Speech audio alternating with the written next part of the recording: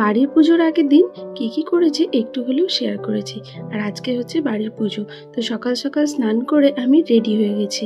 আর যেহেতু প্রচণ্ড গরম আর সারাদিনে আমাকে শাড়ি পরেই থাকতে হবে, সেই জন্য একটা নরম সুতির কাপড় পরেছিলাম, যেটাতে আমি পরে কিন্তু একটু আরাম পাই। আর পুজোর দিনে তো বাড়িতে অনেক রকমই কাজ থাকে, সেই জন্য আমি ভাবলাম যে নরম কাপড় পরি, তাহলে সারাদিন আমি এটাকে ক্যারি করতে পারবো, অতটা গরম লাগবে না। তো আমার স্নান করে কমপ্লিট।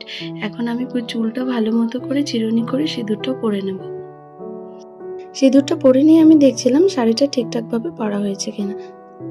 যতক্ষণে শাড়ি পরে রেডি হচ্ছিলাম, ততক্ষণে আমার ভাগ্নি আর ভাস্তেকে বলে রেখেছিলাম ঠাকুরের বাসনগুলো একটু আমাকে তাড়াতাড়ি করে মেজে দেওয়ার জন্য, একটু তাহলে তাড়াতাড়ি হবে। আর এই ঝুড়িটা বের করা হয়েছে নতুন পুজোর জন্য আজকে।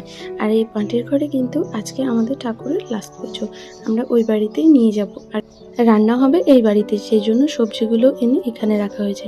আর উনুনটাও কিন্তু শুকিয়ে গেছে, আর কড়াই বের করা হয়েছে। উপরে কিন্তু একটু তিরপাল দিয়ে দেওয়া হয়েছে রৌদ্রের জন্য। আর আমি পুজোটাও তাড়াতাড়ি করে নিলাম। আর এদিকে ঠাকুরের জন্য জবা ফুলের মালা লাগাচ্ছিলাম।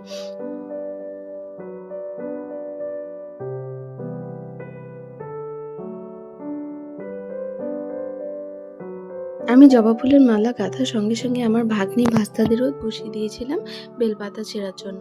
বেলপাতার ডাল থেকে বেলপাতাগুলো ছেড়ে